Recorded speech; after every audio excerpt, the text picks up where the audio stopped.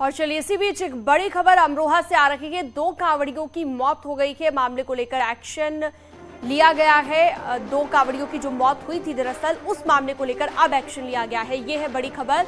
लापरवाही मिलने पर 2 दारोगा निलंबित कर दिए गए हैं। डिडौली थाने में तैनात दारोगा निलंबित कर दिए गए हैं।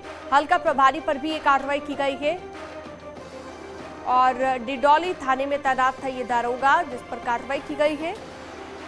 2 कांवड़ियों की मौत मामले को लेकर यह एक्शन देखने को मिला है। लापरवाही बरतने पर यह एक्शन लिया गया।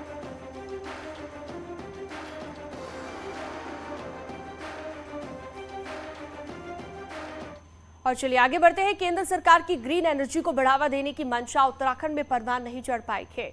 राज्य सरकार की सोलर प्लांट पॉलिसी भी सफल नहीं हो पाई है। हालात ये है कि मार्च 2022 तक 1000 का टारगेट था, लेकिन सिर्फ 65 प्लांट ही लग पाए और जिनके प्लांट लगे उनके भी हाल बेहाल है।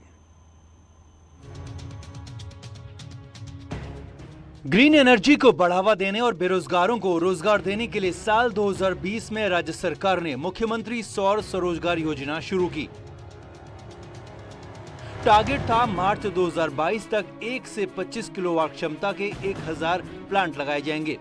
प्रोत्साहन के लिए 15 से 25% सब्सिडी देने की भी बात कही गई, लेकिन यूपीसीएल के छोटे प्लांटों से एग्रीमेंट में इंटरेस्ट नहीं लेने, प्रोसेस मुश्किल होने के कारण सब्सिडी नहीं मिलने और प्लांट संचालकों को भारी घाटा होने के बाद योजना परवान ही नहीं चढ़ पाई और नतीजा ये हुआ कि अब तक सिर्फ 65 प्लांट लग पाए हैं और योजना का हाल देख अब नए सिरे से पॉलिसी बनाई जा रही है।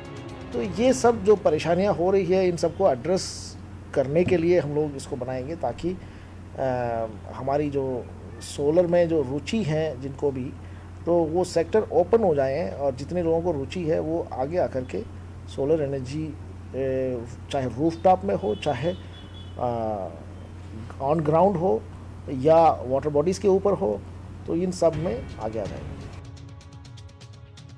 इससे पहले साल 2016-17 में केंद्र सरकार की मदद से भी राज्य में सोलर प्लांट लगाने की शुरुआत हुई थी। इसमें सब्सिडी 70% तक थी, लेकिन 5 मेगावाट के प्लांट रिजर्व कर दी गई, जिसके लिए 6000 हेक्टेयर जमीन की एक साथ जरूरत थी, जो कि पहाड़ों पर मिलना असंभव था और इसीलिए केंद्र ने इस योजना में उत्तराखंड को डिफॉल्टर लिस्ट में डाल दिया।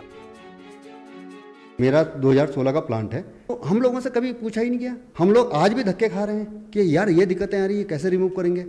उरेडा में जाते हैं, वो घुमा देते हैं, अधिकारी कोई सुनने को राजी नहीं है।